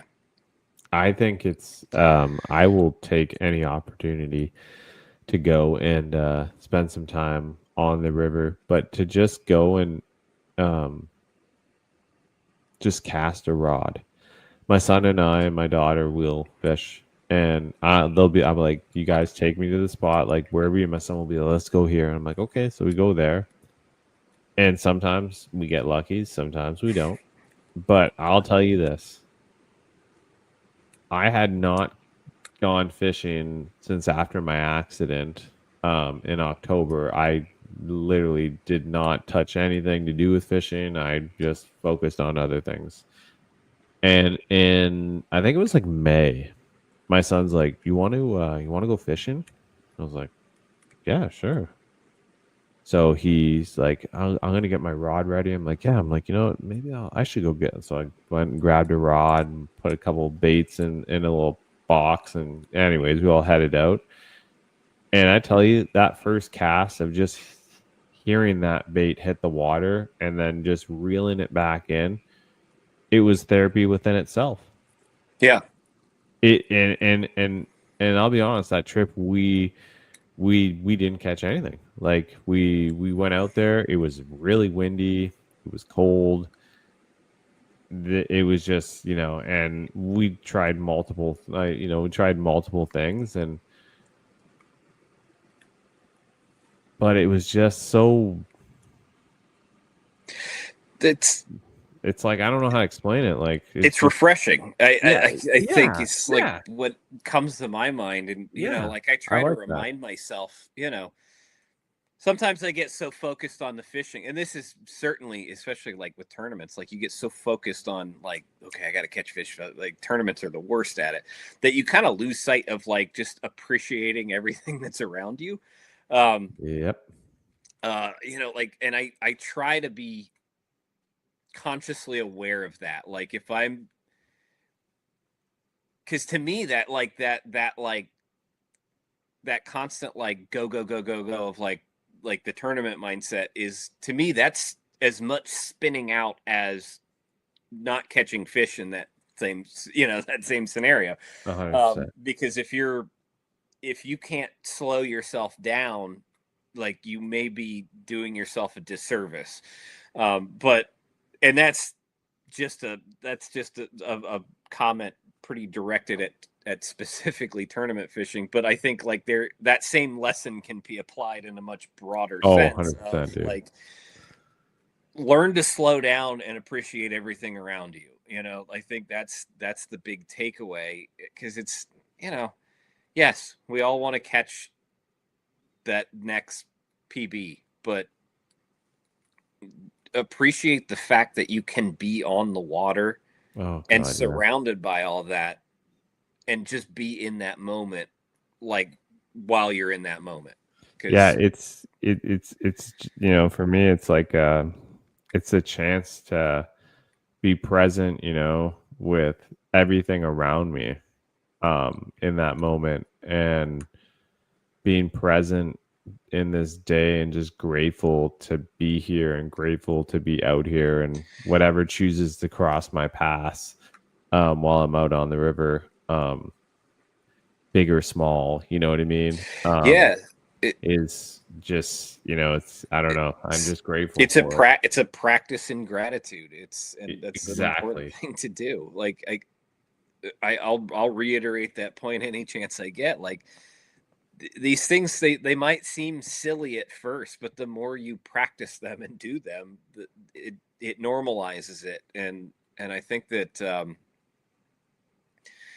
I think we could all use a little more of that. Practice, like, find things that you're grateful. Don't dwell on the doom and gloom. Like, I have buddies that are like, oh my God, like, I'm sorry I'm running late. Like, if we plan a river trip or something, and they're like, oh, I'm sorry I'm running late. I've overslept my alarm. I forgot that. I was like, dude, don't worry about it. Like, the fish are always going to be in the water. Yeah. I don't care. Like, it's not what it's about. Yeah. We'll have fun. We're gonna have fun. We'll probably catch fish. Like, it's not a big deal. We'll get to where we're going when we get there. Now, as like, as we come to the end of this, if you were to give advice to somebody you feel like might be is in the shoes you once were in before you came out this far, what would you tell them?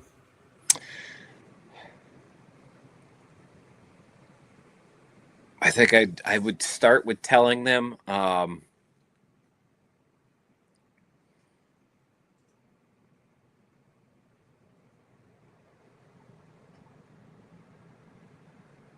you're okay. Be okay with not being okay.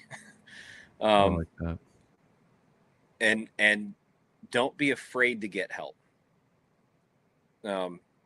It comes in different forms and in so many different ways. So don't ignore that. It doesn't have to be from somebody licensed. It may come from some place, someone that you don't expect. But don't turn it away. Embrace it. It's I think one of the most terrifying things you can do is to face the unknown. But one of the most important things to do is to embrace it. Embrace the unknown. You may not know where it takes you, but it oftentimes you come out much better on the other side of it, having embraced it, and doing the hard things. Yeah, having that you can't have growth without a process. You know what I mean? I think that's really that's really well put, man. Ryan, I want to thank you very much for coming on the River Run podcast, Calm Water. This is Ryan's story. This is the Ryan Parker. dude, thank you once again. If you want to let anybody know where they can find you on the social media, also don't forget, always find Ryan Parker on Thursday nights too with the Dark Horse guys on the lives there. Yeah, thanks for having me. If you want to follow along with my adventures in fishing and among some other things, follow me on Instagram at ParkerFishing1242. Awesome. Well, as this podcast comes to an end, I hope you enjoyed it. Calm Water is a segment. It is here for anyone who feels, I hope you all can find calm water if you're going through anything, feeling challenged. Take time for you. If you're not okay, it is okay to not be okay. And at the end of the day, we all got to take care of each other, brothers and sisters, and everything. So I hope you all find peace and happiness. And at the end of the day, thank you very much for watching Calm Water. This is Ryan Parker's story.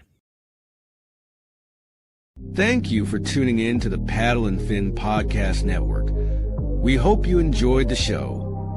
Don't forget, for future shows, like, follow, share, and hit that subscribe button. Make sure you check out our individual channels and accounts too. Want to be a guest on one of our shows and talk of adventures, gear, or products? Contact us.